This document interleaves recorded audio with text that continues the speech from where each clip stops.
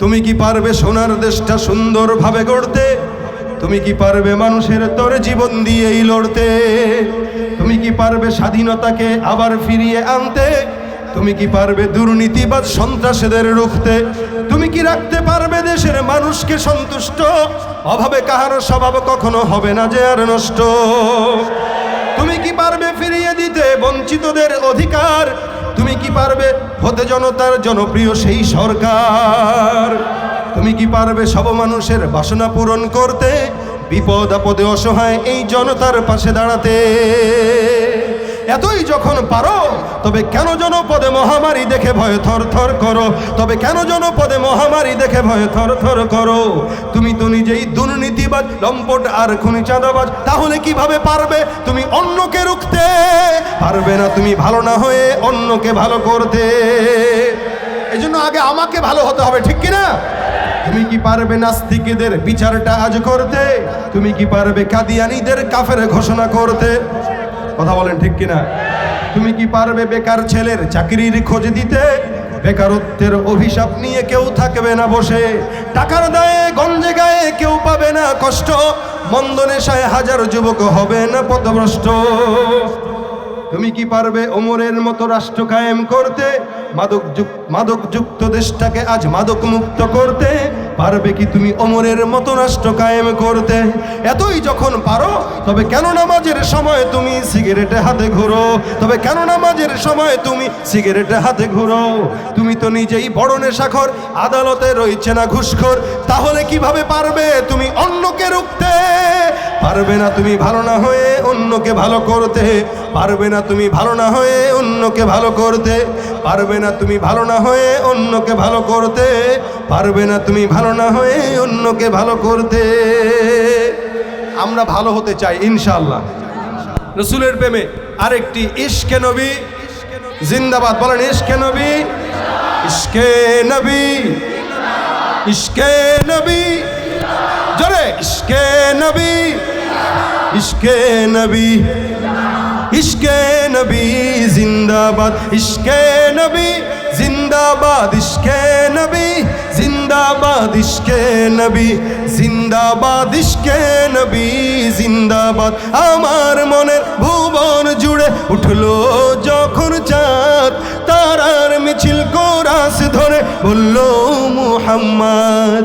ঝিঝির দোলেও দুরুদ সুরে নামলো খুশিরাত দুপুরে, সেই খুশিতে জাগলো ধরা, চললো ক্ষমার পরম্পরা। মনের আকাশ আনলো মনে দূর মদিনার চাঁদ।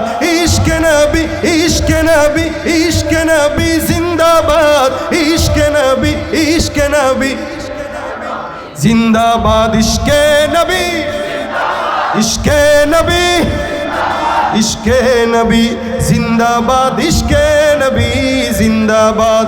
কিছু কিছু সাহাবা আজমাইনরা এরা এসে আবদার করলো, হুজুর সপ্তাহে একদিন আপনি আমাদেরকে বয়ান করেন। হযরত ওমর ফারুক সপ্তাহে একদিন মজমা করতেন, যেই মজমায় সাহাবী এবং তাবেঈদের উদ্দেশ্যে বয়ান করতেন, এলাকার মানুষদের উদ্দেশ্যে বয়ান করতেন।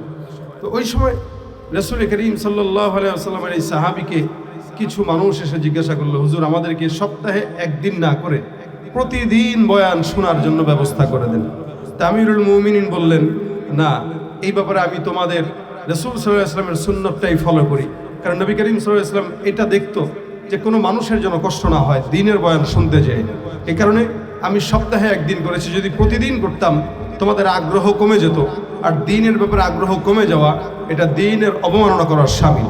সুতরাং সপ্তাহে একদিনই শোনো, মন ভরে শোনো, দিল থেকে শোনো, এটাই তোমাদের জন্য উত্তম। যা রাসূল সাল্লাল্লাহু আলাইহি ওয়াসাল্লাম পছন্দ করতেন, আমি ওমর সেটাই তোমাদের জন্য করছি।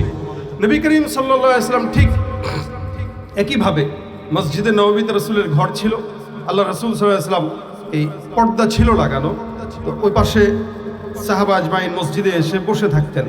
নবী কখন আসবেন, কখন বয়ান শুনবেন। এখনের হালত তো ভিন্ন, যেমন প্যান্ডেল সাজানো হয়ে যায়, বক্তা চলে আসে, প্রধান বক্তা অথবা দ্বিতীয় বক্তা না আসার আগ পর্যন্ত মানুষ আসে না। হ্যাঁ, এই মানুষ সবাই আসে কখন, যখন প্রধান অতিথি আসে বা বিশেষ অতিথি আসে তখন আসে। রাসূলের জামানার হালত ছিল এরকম, তার চাইতে পুরো উল্টা, আক্স ছিল একদম। যে নবী করিম সাল্লাল্লাহু আলাইহি ওয়াসাল্লাম অপেক্ষা করতেন সাহাবা একরাম আসছেন কিনা দেখতেন। সাহাবা একরাম মসজিদে ভরপুর।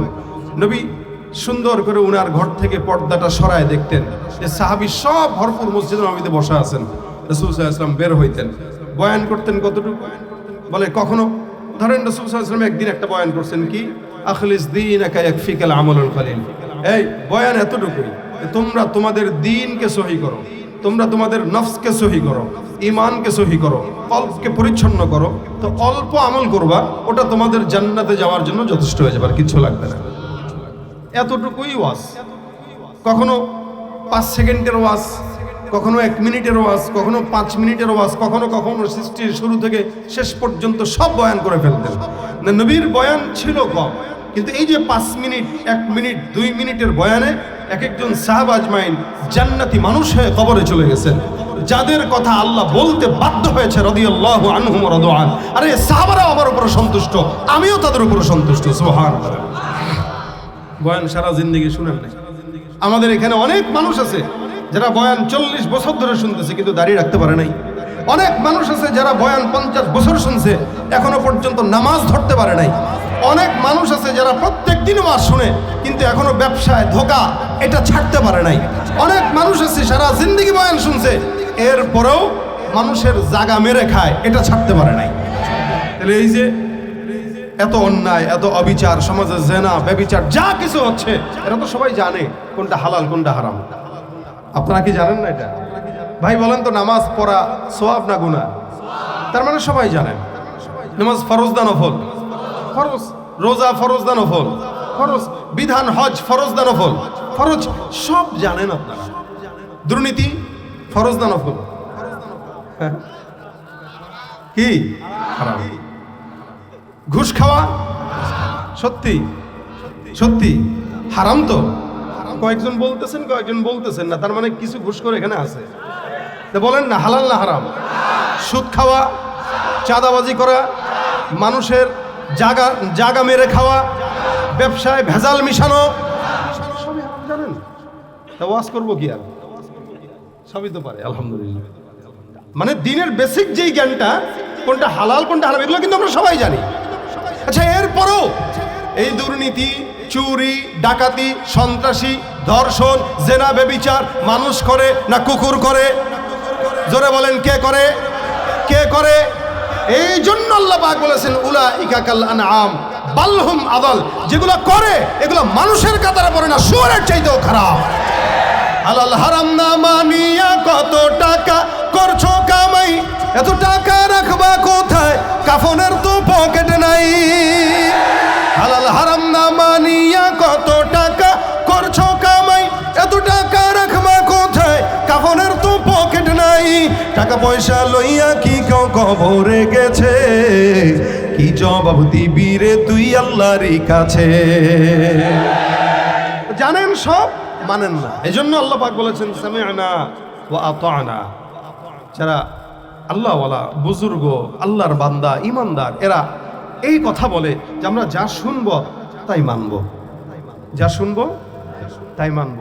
আর বেঈমান যারা, তারা বলে সামি'না ওয়া আসাইনা, শুনবো কান দিয়া, ঢুকাবো আরেক কান দিয়া, বের করবো আরেক কান দিয়া। আল্লাহ তাদের কথা বলতেছেন, এগুলো সব হায়াওয়ান, জানোয়ার, কুকুরের চাইতেও খারাপ।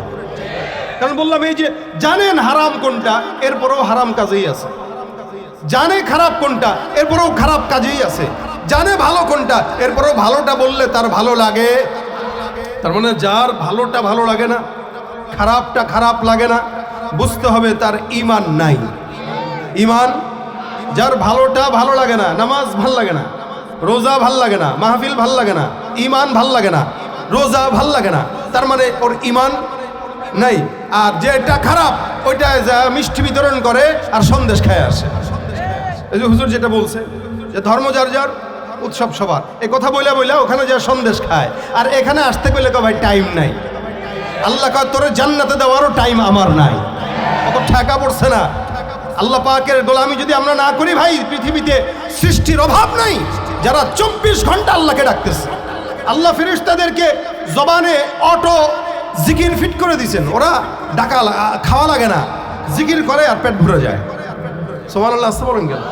ফেরেশতারা জিকির করে, কি ভরে যায়? পেট ভরে যায়। আপনার তো খাওয়া লাগে, পেটের ধান্দা করে লাগে, তারপরেই না জিকির করেন। যে বলেন ভাই পেটে ধান্দা না, খাবার না থাকলে কি এর জিকির? অনেকে বলে পেটে খাবার নাই, কিসের নামাজ, কিসের রোজা, কিসের যাকাত?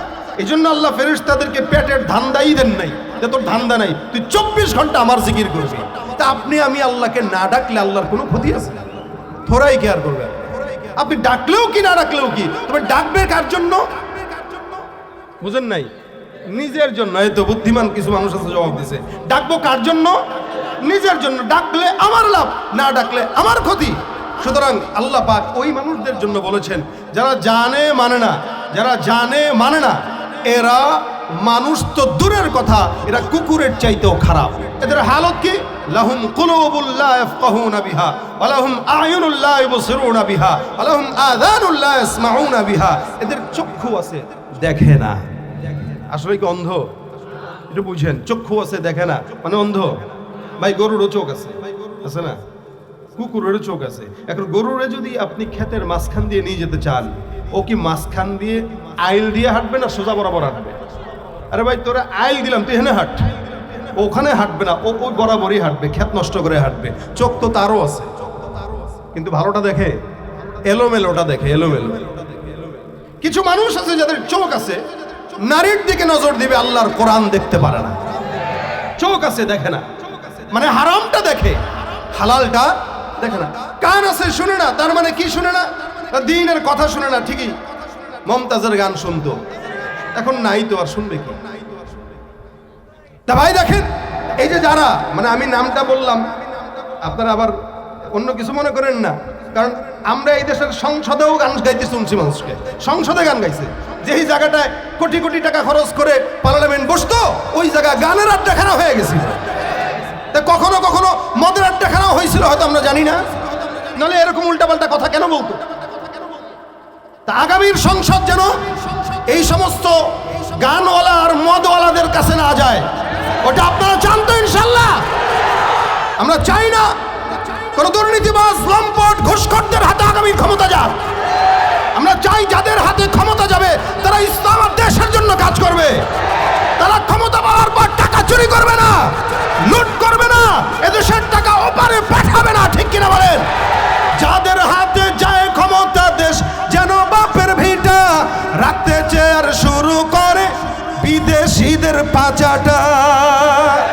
বিদেশিদের কথা মতো চালায় ওরা নিজের দেশ, দেখতে দেখতে গোল্লায় গেল আমার সোনার বাংলাদেশ। ঠিক না? আমরা চাই না এগুলা, আমরা চাই আগামার দেশটা সুন্দর হোক। যেই পরিবেশ হয়ে গেছে, আল্লাহ পাক করাই দিছে একটা পরিবেশ, এই পরিবেশটা যেন কাজে লাগাইতে পারি। তো কান আছে, শুনে না, আবার কিছু কিছু আছে কলব আছে, বুঝে না। অর্থাৎ ভালোটা বলবেন ও বুঝবে না, তেরাটাই বুঝবে। মানে যতই কোরআনের কথা বলেন না ভাই, ধর এগুলা পরে কয় বছর পরে, 60 বছর পর। কিছু মানুষ আছে তওবাটাকে 60 বছর পরের সাবজেক্ট বানায় ফেলছে, এটা আমি 60 বছর পরে ধরবো। ভাই বাস্তবতা, ইন্নামাত তাওবাতু আলাল্লাহি লিল্লাযীনা ইয়ামালুনা সাইয়্যাত, আল্লাহ কোরআনে বলেছে। হাত্তা ইযা হাদারা আহাদাকুমুল মাউত ক্বালা ইন্নী তুবতুল আন ওয়ালাল্লাযীনা ইয়ামুতুনা হুম কুফফার উলাইকা আ'তাদনা লাহুম আযাবান আলীমা। আল্লাহ বলেন কিছু কিছু লোক আছে যারা সারা জিন্দেগি খারাপ কাজ করে, যখন মৃত্যুর সময় হয়, অর্থাৎ 60 বছর 70 বছর, তখন কয় ক্বালা ইন্নী তুবতুল আন, এখন আমি তওবা করে ফেলছি। আল্লাহ মসজিদের একটা জায়গা দেয় আর সভাপতি বলে যায়। সারা জিন্দেগি অফিসের ফাইলে খোঁচায়া সুদের টাকা খাইছে, ঘুষের টাকা খেয়েছে। ভাই কি পরিমাণে ঘুষের কারসাজি এই দেশে চলে ওনারা তো জানবে ভালো, কথা বলে না। ওনারা জায়গায় আছে না, তা ওনারা দেখছে না এগুলো? দেখে না? আমার বাবার সচিবালয়ে চাকরি করছে 40 বছর এবং ভালো পদে ছিল। তা আমার বাবা মাঝে মাঝে আমার বলতেন, আল্লাহ যেন এখানে আমার কোনো বংশধররে এই জায়গায় না আনে। তবলিগের মেহনতের কারণে আমাদেরকে আলেম বানাইছে, আমাকে আমার ভাইয়াকে আলেম বানাইছে। আলহামদুলিল্লাহ আমার বাবা শক্ত করে বলে, আমার রক্তে এক ফোঁটা এক সরিষা দানা পরিমাণ হারাম ঢুকে নেয়। এবং আমার বুঝ হওয়ার পর থেকে নিয়ে এখনো পর্যন্ত আমি দেখি, প্রায় বাবার বয়স 75, আমার বুঝ হওয়ার পর থেকে, আমি আজকেও বলতেছিলাম, বুঝ হওয়ার পর থেকে আমি কোনোদিন আমার বাবাকে তাহাজ্জুদ পড়ে নাই, দেখি নাই। আমি দেখি নাই। আমার বাবাকে দেখলে আপনারা মনে করবেন আলেম। এবং চাকরি শেষ গ্রামে বিশাল বড় করে বাড়ি করে পাশে মসজিদ একটা করে দিছি হইছে, এই মসজিদে উনি আজান দেয় আর 5 ওয়াক্ত মুয়াজ্জিনের দায়িত্ব নিয়ে নিছে। কোনো জায়গায় সফরেই যায় না যে নামাজ কাজা হবে, সফরে নিতে পারি না। আমি যদি কোনো জায়গায় সফরে নেই, আজানের সাথে সাথে গাড়ি সাইড কর, মানে আমি কি আপনার টাইম আছে তো, তোর কাছে টাইম আছে, আমার কাছে টাইম নেই, তুই গাড়ি সাইড কর, বুঝছেন? তো বাবার রক্তের একটা আসর সন্তানের উপরে পড়ে। আপনি ঘুষ খাবেন, আপনার সন্তান ল্যাংড়া হবে, লুলা হবে, কারণ জনগণের টাকা আপনার পেটে, তো ওই পেট থেকে আর ভালো কি বেরোবে বলেন? যেই জনগণের টাকা আপনার শরীরে, আপনার বোর শরীরে, ওই বোর পেট থেকে ভালো কি আর বের হবে? এজন্য এদেশে ঘুষ মানুষ খায়, ওরা যতই বলবেন ভালো না, না ওইটা ছাড়া হয় না, তওবা করব 60 বছরে সারা জিন্দগি ঘুষের টাকা অর্জন করার পরে লাস্ট সময়ে এসা 5 কাঠা জায়গা মসজিদে দিয়ে দিছে মুতাওয়াল্লি, সে মুতাওয়াল্লি। এবার মুতাওয়াল্লি হয়ে ইমাম মুয়াজ্জিনের সারাদিন ঠেলানির উপরে রাখে, হয় কি? হয় কিনা? এটা হয়। ওই যে আল্লাহ বলছেন তো তার কথা, হাত্তা ইযা হাদারা আহাদাকুমুল মাউত ক্বালা ইন্নী তুবতুল আন, যখন মউত আসার স্বভাব তখন সে বলবে আল্লাহ আমি তওবা করে ফেলছি। কিন্তু আল্লাহ কি বলতেছেন? ওয়ালাল্লাযীনা ইয়ামুতুনা ওয়া হুম কুফফার, ও মনে করে ও তওবা করলে আল্লাহ মাফ করে দিবে, কিন্তু এমন ভাবে মরে যে সে কাফের হয়ে মরছে। নাউযুবিল্লাহ কইলেন। কত বড় হুমকি দেখেন আল্লাহ পাকে। আল্লাহ বলতেছেন যে এই সমস্ত লোকগুলা 60 বছর বয়সে মনে করে তওবা করে মনে হয় মাফ হয়ে গেছে, হাতে তসবিহ থাকে, পাগড়িও লাগায়, বিশাল বড় জুব্বাও লাগায়, ধার করে এনে হাজী সাহেব হজ করছে। কিন্তু আল্লাহ বলতেছেন ওয়ালাল্লাযীনা ইয়ামুতুনা ওয়া হুম কুফফার উলাইকা আ'তাদনা লাহুম আযাবান আলীমা, ও যখন মরে ও মনে করে নেককার হয়ে মরছে না, কেউ কুফরির হালতে মরে, এবং তার জন্য আমার পরক থেকে অত্যন্ত দৃষ্টান্তমূলক শাস্তি অপেক্ষা করতেছে। এখন তওবা কি 60 বছরের জন্য করবেন? এখন থেকে ওয়াজ তো শুনছেন অনেক, খালি নিয়ত করেন যে আল্লাহ পাক রব্বুল আলামিন যতদিন বাঁচায় রাখছে, আজকে থেকে নিয়ত করলাম কোনো অন্যায় আমি করব না। কি ঠিক না? এই যে আগে তো স্বীকারোক্তি নিলাম আপনাদের থেকে, জানেন কোনটা হালাল কোনটা হারাম, জানেন, সবাই জানেন কোনটা হালাল কোনটা হারাম, কোনটা শিরিক কোনটা কুফরি, কোনটা বাজে, কোনটা ইবাদত, কোনটা আল্লাহ পাকের নাফরমানি, এগুলো সব আমাদের জানা, খালি মানাটা বাকি। কি বাকি ভাই? মানাটা বাকি। মানতে যদি পারি ইনশাআল্লাহ আপনার আমার দুনিয়ার সব কিছু আল্লাহ পাক কল্যাণ আর কল্যাণে ভরপুর করে দেবে ইনশাআল্লাহ। এ মানতে পারবেন তো ইনশাআল্লাহ? ভাই দেখেন আল্লাহ পাক রব্বুল আলামিন এই অন্যতম একটা, আমি যে আয়াতে কারিমা তেলাওয়াত করেছি, আমি আগেই বলেছি অল্প আলোচনা করবো আজকে, খুবই কম, কারণ রাত 12টা বেজে গেছে। আল্লাহ পাক রব্বুল আলামিন অন্যতম সবচেয়ে বড় গুনাহ যেটা, এই গুনাহের ব্যাপারে আমরা কিছুক্ষণ মুযাকারা করি, এটা হচ্ছে সবচেয়ে বড় গুনাহ শিরিকের গুনাহ। কিসের গুনাহ?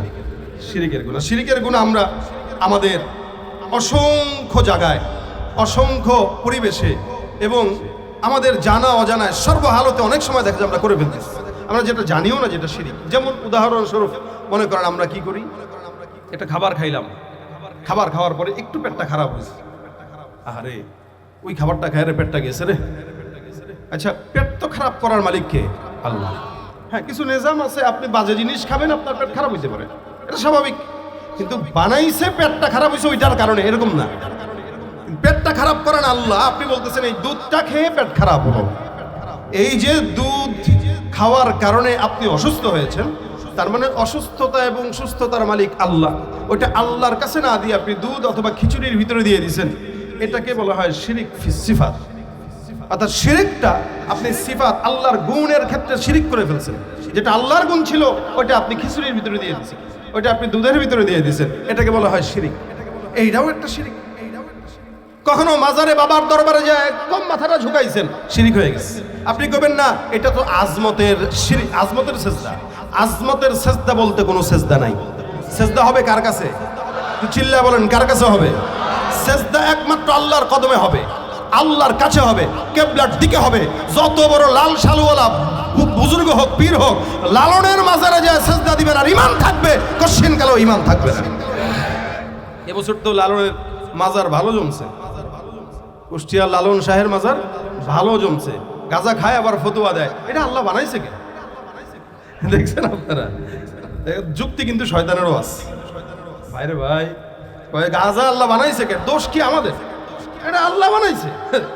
তাহলে তো ওই যে আল্লাহ বলছেন না লা তাকরাবু হাযিহি শাজারা, আদম বলতে পারতেন আল্লাহ গাছ বানাইছেন কে? বলতে পারতেন না?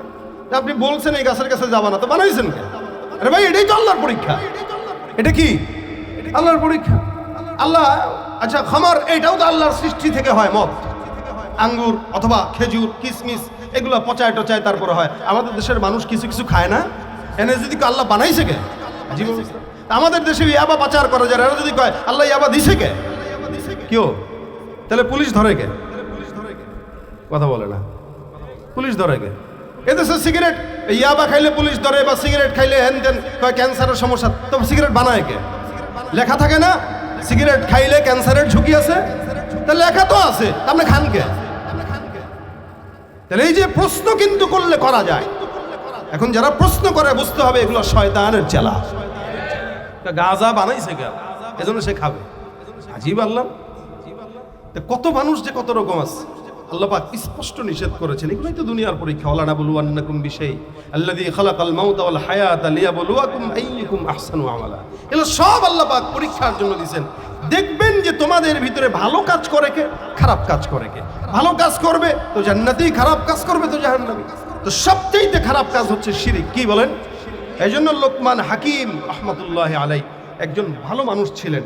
ওনার কাছে দুইটা সাবজেক্ট দেওয়া হয়েছিল, তুমি কি নবী হবা নাকি হিকমতওয়ালা হবা? তোমাকে কি নবুয়তি দান করব না হিকমত দেব? তুমি কোনটা নিবা? নবুয়তের আল্লাহ পাক রব্বুল আলামিনের তরফ থেকে নবুয়তের যে দৌলত এটা দেওয়া হবে, এটা নিবা না হিকমত দেওয়া হবে ওইটা নিবা? হযরত লোকমান হাকিম বলছেন আমি হিকমত নেব। সুবহানাল্লাহ। উনি হিকমত চেয়ে নিছেন। আল্লাহ বলছেন ওয়ালাকাদ আতাইনা লুকমানাল হিকমা, আমি লোকমানকে হিকমা দিয়েছি, প্রজ্ঞা দান করেছি। এই এত পরিমাণে জ্ঞানী ছিলেন উনি। কিন্তু লোকটা দেখতে কালো ছিলেন, একদম খাটো, কালো, পায়ের পাতা বড়, নাকটা একটু চ্যাপটা। তা উনি কতটা হিকমতওয়ালা, কতটা ভালো মানুষ ছিলেন। লোকমান হাকিম রহমতুল্লাহ আলাইকে উনি একবার রাখালগিরি করতেন। তো ওনার মালিক ওনাকে জিজ্ঞাসা করলো, এই যাও একটা ছাগল জবাই করো, করার পরে ছাগলের সবচেয়ে ভালো জিনিসটা নিয়ে আসবা আর সবচেয়ে খারাপ জিনিসটা আমার কাছে নিয়ে আসবা। লোকমান হাকিম রহমতুল্লাহ আলাই ছাগল জবাই করে ছাগলের হৃৎপিণ্ড নিয়ে আসছে। এটা কি? এটা ছাগলের সবচেয়ে ভালো জিনিস। এবার আরেকটা ছাগল জবাই করে সবচেয়ে খারাপ জিনিসটা নিয়ে আসো। একই জিনিস জবাই করে লোকমান হাকিম আবার খারাপ জিনিস হিসেবে হৃৎপিণ্ডটাই নিয়ে আসছে। এবার তার মালিক বলতেছে, বুঝলাম না কাহিনী, দুইটা জিনিস জবাই করে একই জিনিস নিয়ে আসছো, খারাপ এবং ভালো উভয়টাই, কারণ কি? তো লোকমান হাকিম বলতেছেন, আল্লাহ এই যে কলবটা দিয়েছেন, হৃৎপিণ্ডটা দিয়েছেন মানুষের, এটা এমন একটা দামি জিনিস, এটা মানুষ হোক, গরু ছাগল হোক, যাই হোক, সবাইকে আল্লাহ দিয়েছেন, কিন্তু বুঝার মতো যোগ্যতা ইনসানকেই শুধু দিয়েছেন। যে এটা যদি কারো ভালো হয় তার গোটা দেহ ভালো হয়ে যায়, এটা যদি খারাপ হয় গোটা দেহ খারাপ হয়ে যায়।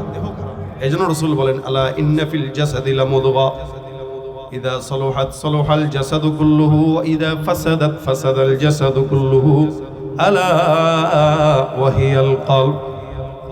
প্রত্যেকটা মানুষের কলব থাকে, এটা যদি ভালো তো গোটা দেহ ভালো, ওটা যদি খারাপ তো গোটা দেহ খারাপ। তো লোকমান হাকিম রহমতুল্লাহ আলাইহি এত প্রাজ্ঞময় ছিল তখন থেকে। উনি বলেন, উনি উনার ছেলেকে সর্বপ্রথম যেই ওসিয়ত নসিহতটা করেছেন ওটা বিশ্ববাসীর জন্য আল্লাহ পাক কোরআনে উল্লেখ করে দিয়েছেন। কি? আল্লাহ পাক বলেন, ওলা আমি লোকমানকে হিকমত দিয়েছি, আর সে তার হিকমতের মাধ্যমে গোটা উম্মতকে, বিশ্ববাসীকে এই সবক দিয়েছে। ওয়ালাকাদ আতাইনা লুকমানাল হিকমা আনিশকুর লিল্লাহ ওয়া মান ইয়াশকুর ফাইন্নামা ইয়াশকুরু লিনাফসি ওয়া মান কাফারা ফাইন্না রাব্বি গনিয়্যুন কারীম। আল্লাহ পাক রব্বুল আলামিন এই লোকমানকে হিকমত দিয়েছে, আর সেই হিকমতের জ্ঞান নিয়ে, ভান্ডার নিয়ে লোকমান হাকিম তার সন্তানকে নসিহত করতেছেন। ওয়া ইয ক্বালা লুকমানু লিবনি ওয়া হুয়া ইয়াইযুহু ইয়া বুনাইয়া লা তুশরিক বিল্লাহ। লোকমান হাকিম তার সন্তানকে প্রথম কথা বলেছেন, খবরদার শিরিক করো না। এই কথাটা আল্লাহ পাকের পছন্দ হয়েছে, যার কারণে আল্লাহ পাক রব্বুল আলামিন মৃত্যু পর্যন্ত সব মানুষদেরকে এই সবকটা দিয়ে দিয়েছেন। দেখো লোকমান কত বছর আগে এই কথা বলেছে, এখনো পর্যন্ত তোমরা এই সবকটা আদায় করো। এই দুনিয়াতে সর্বপ্রথম শিরিক শুরু হয় নূহ পয়গম্বরের জামানায়। নূহ পয়গম্বরের জামানা কখন ছিল? বলে আদম পয়গম্বর থেকে নূহ পয়গম্বরের জামানা 1000 বছরের ব্যবধান ছিল। ওই 1000 বছরে কোনোদিন শিরিক হয় নাই, দুনিয়াতে শিরিক হয় নাই, গুনাহ হয়েছে, শিরিক হয় নাই। কিন্তু নূহ পয়গম্বরের জামানায় ইয়াগুস, ইয়াউক, নাসরা, হ্যাঁ, আরো কয়েকজন 5 জন বুজুর্গ মানুষ ছিলেন, এরা খুব বুজুর্গ ছিলেন, এরা অত্যন্ত ভালো এবং বংশীয় লোক ছিলেন। তো এরা ইন্তেকাল করার পরে দুনিয়ার মানুষ যারা ছিল এদের ভক্ত, তাদের ভক্ত ছিল যারা, মনে করেন উদাহরণস্বরূপ জিয়াউর রহমান মারা গেছে, অথবা যারা আওয়ামী লীগ করতো তাদের শেখ মুজিব মারা গেছিল, এই যে এরা কি করে, এদের দলের কর্মীরা কি করে, ভালোবাসার খাতিরে ছবিটা টাঙায় রাখে, রাখে না, ছবি পিছনে টাঙায় রাখে, অথবা যে যাকে ভালোবাসে তার ছবিটা পিছনে টাঙায় রাখে। এই যে যারা ছবি টাঙায় রাখেন তাদের জন্য কথাটা বলতেছি।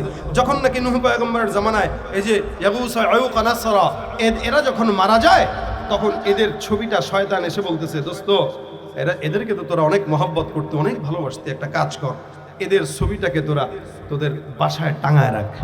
তাহলে কি হবে, প্রত্যেক দিন এদেরকে দেখবি আর আমলের প্রতি উদ্বুদ্ধ হবি, এদেরকে দেখবি আর এদের যেই চেতনা, এদের যেই কি বলে উসওয়া হাসানা, মানে উসওয়া হাসান রাসূলের জন্য খাস, মানে এদের যে আদর্শ, এই আদর্শ তোরা মানতে পারবি। এখন এদের ভক্ত যারা ছিল এরা মনে মনে কয় ভালো কথাই তো বলছে শয়তান, মানে শয়তান তো নফসের ভিতরে এসে আক্রমণ করছে, তাদের মনে উদ্গ্রীব করছে যে এটা কর। তখন এরা চিন্তা করলো ছবি আঁকা যায়, কিছু আর্টিস্টম্যানদেরকে দিয়ে ছবি আঁকাইছে, এই 5 জনের আঁকায় ঘরের ভিতর টাঙায় রাখছে। প্রতিদিন সকালবেলা কাজে যাওয়ার আগে একবার দেখে, আবার বিকেল বেলায় সে একবার দেখে।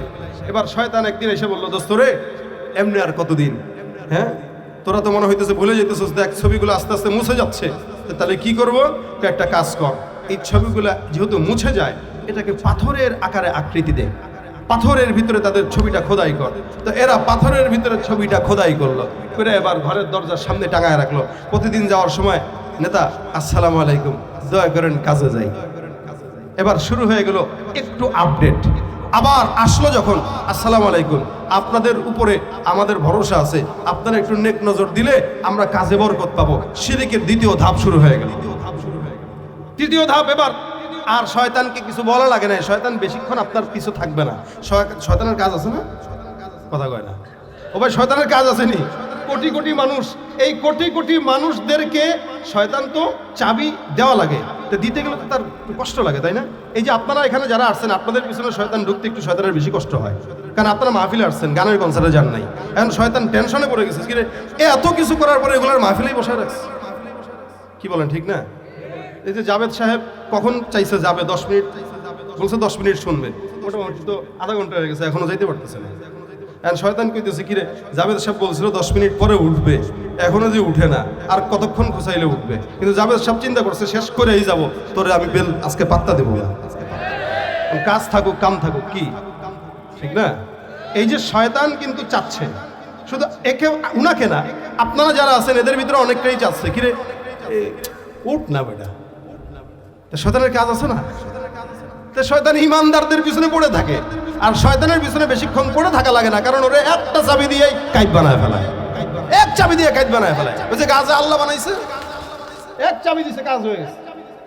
এখন দেখেন শয়তান চাবি দিয়ে দিল না, এখন পরবর্তীরা এসে বলে, আমরা আমাদের বাপদেরকে দেখছি ওনারা মূর্তি সামনে রাখছে, সালাম দিয়েছে প্রতিদিন। আরেক দল এসে আমরা আমাদের দাদাকে দেখছি ছবি তুলছে, ছবি রাখছে, তাহলে দাদারা কত সম্মান করতো, আমরা কি করি? তো তোরা কি করবি, তোরা একটু প্রতিদিন এমনে খালি নোয়াবি, কি করবি, এমনে নোয়াবি। তৃতীয় ধাপদেরকে বলে দিছে এমনে নোয়াবি, নোয়াই দিছে, আর ইমান আছে?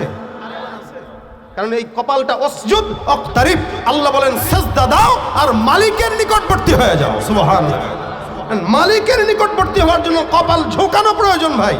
যে যত বেশি কপাল ঝোঁকাবে সে আল্লাহর তত বেশি নিকটবর্তী হবে। এখন আপনি ঝোঁকানোটা মালিকের কাছে না দিয়া আপনি ঝোঁকানোটা দিচ্ছেন হইল বাবার কাছে, খাজার কাছে। ইমান কি আছে না গেছে? কথা বলেন, আছে না গেছে? পীরগিরি আর মাজার পূজা চলছে দেশটা জুড়িয়া, শিরকি আর ভণ্ডামিতে দেশটা গেছে ভরিয়া। পীরগিরি আর মাজার জুড়িয়া, শিরকি আর ভণ্ডামিতে দেশটা গেছে ভরিয়া। গাজার কলকি টান মারিয়া, গাজার কলকি টান মারিয়া দেখায় খাজার শান। ওরা শিক্ষিত শয়তান, ওরা শিক্ষিত শয়তান, ওরা শিক্ষিত শয়তান, ঠিক কিনা? যেখানে যাই ভেজালেতে ভরে গেছে দেশটায়, ব্যবসায়ীরা রাতারাতি কালো টাকায় হাত রাঙা।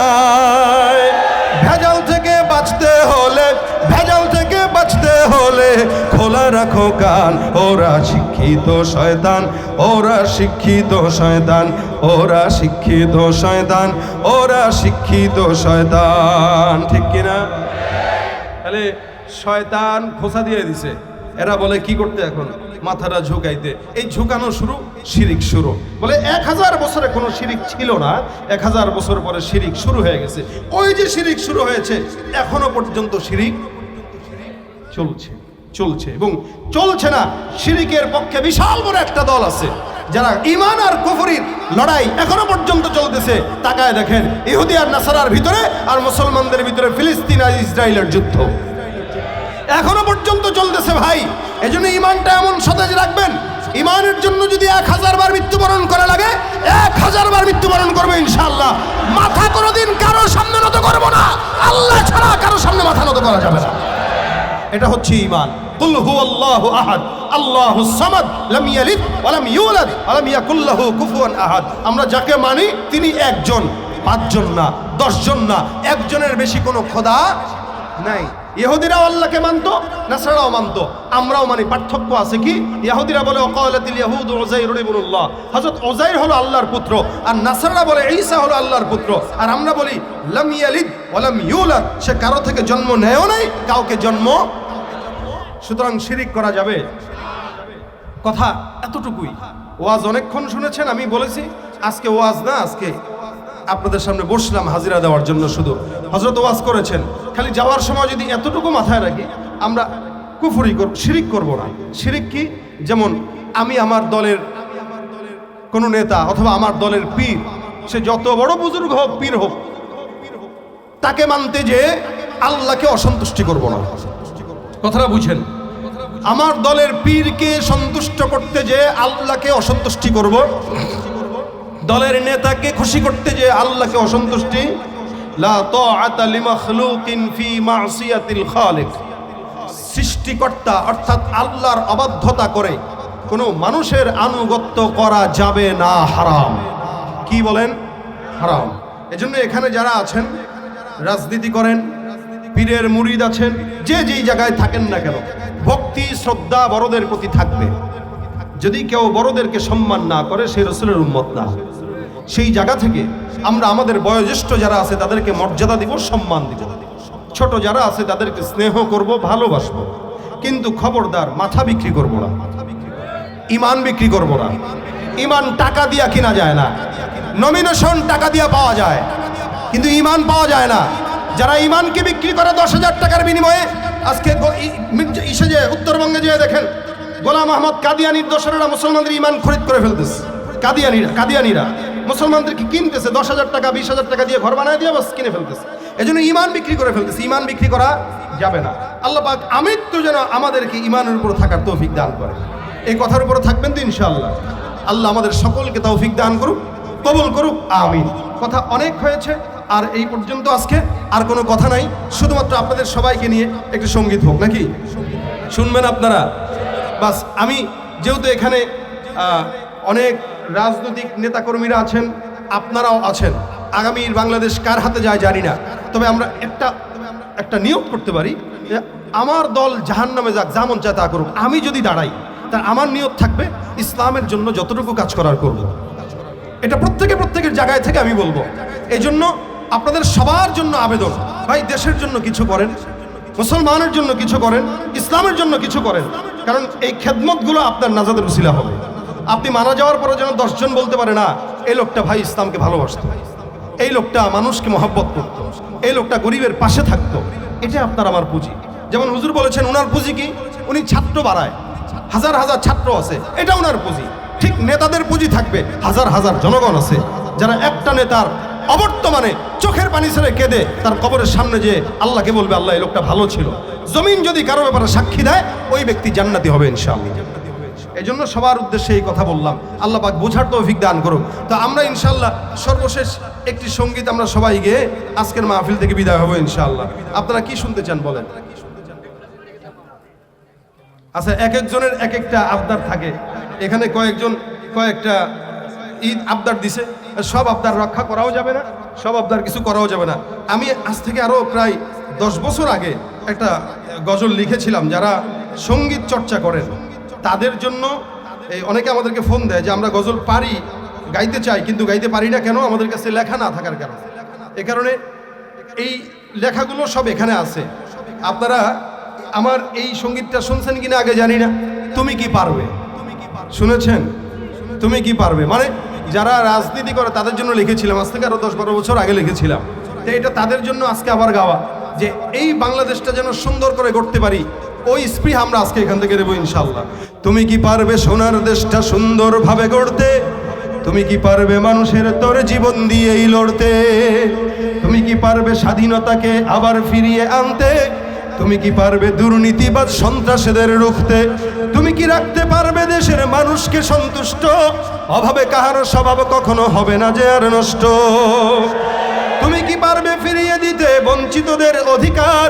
তুমি কি পারবে হতে জনতার জনপ্রিয় সেই সরকার? তুমি কি পারবে সব মানুষের বাসনা পূরণ করতে? বিপদ আপদে অসহায় এই জনতার পাশে দাঁড়াতে? এতই যখন পারো তবে কেন জনপদে মহামারী দেখে ভয়ে থর থর করো? তবে কেন জনপদে মহামারী দেখে ভয়ে থর থর করো? তুমি তো নিজেই দুর্নীতিবাজ, লম্পট আর খুনি চাঁদাবাজ, তাহলে কিভাবে পারবে তুমি অন্যকে রুখতে? পারবে না তুমি ভালো না হয়ে অন্যকে ভালো করতে। এই জন্য আগে আমাকে ভালো হতে হবে, ঠিক কিনা? তুমি কি পারবে নাস্তিকদের বিচারটা আজ করতে? তুমি কি পারবে কাদিয়ানীদের কাফের ঘোষণা করতে? কথা বলেন ঠিক কিনা? তুমি কি পারবে বেকার ছেলের চাকরির খোঁজ দিতে? বেকারত্বের অভিশাপ নিয়ে কেউ থাকবে না বসে, টাকার দায়ে গঞ্জে গায়ে কেউ পাবে না কষ্ট, মন্দ নেশায় হাজার যুবক হবে না পথভ্রষ্ট। তুমি কি পারবে ওমরের মতো রাষ্ট্র কায়েম করতে? মাদকযুক্ত দেশটাকে আজ মাদক মুক্ত করতে? পারবে কি তুমি ওমরের মতো রাষ্ট্র কায়েম করতে? এতই যখন পারো তবে কেন নামাজের সময় তুমি সিগারেটে হাতে ঘুরো? তবে কেন নামাজের সময় তুমি সিগারেটে হাতে ঘুরো? তুমি তো নিজেই বড় নেশাখোর, আদালতে রয়েছে না ঘুষখোর, তাহলে কিভাবে পারবে তুমি অন্যকে রুখতে? পারবে না তুমি ভালো না হয়ে অন্যকে ভালো করতে। পারবে না তুমি ভালো না হয়ে অন্যকে ভালো করতে। পারবে না তুমি ভালো না হয়ে অন্যকে ভালো করতে। পারবে না তুমি ভালো না হয়ে অন্যকে ভালো করতে। আমরা ভালো হতে চাই ইনশাআল্লাহ। রসুলের প্রেমে আরেকটি ইশকে নবী জিন্দাবাদ, বলেন ইশকে নবী, ইশকে নবী, ইশকে নবী, জোরে ইশকে নবী, ইশকে নবী, ইশকে নবী জিন্দাবাদ, ইশকে নবী জিন্দাবাদ, ইশকে নবী জিন্দাবাদ, ইশকে নবী জিন্দাবাদ, ইশকে নবী জিন্দাবাদ। আমার মনের ভুবন জুড়ে উঠলো যখন চাঁদ, তারার মিছিল কোরাস ধরে বললো মুহাম্মদ। ঝিঝির দোলেও দুরুদ সুরে নামলো খুশিরাত দুপুরে, সেই খুশিতে জাগলো ধরা, চললো খবর পরম্পরা, মনের আকাশ আনলো মনে দূর মদিনার চাঁদ। ইশকে নবী, ইশকে নবী, ইশকে নবী জিন্দাবাদ, ইশকে নবী, ইশকে নবী জিন্দাবাদ, ইশকে নবী, ইশকে নবী, ইশকে নবী জিন্দাবাদ, ইশকে নবী জিন্দাবাদ। রক্ত কণায় দফায় দফায় উঠে শিহরণ মুহাম্মাদের নামের সুরে, গায় পাখি যখন আকুল সুরে, শিল্পী কবি গাইলে প্রেমের নাতে নবী, আকুল সুরে শিল্পী কবি গাইলে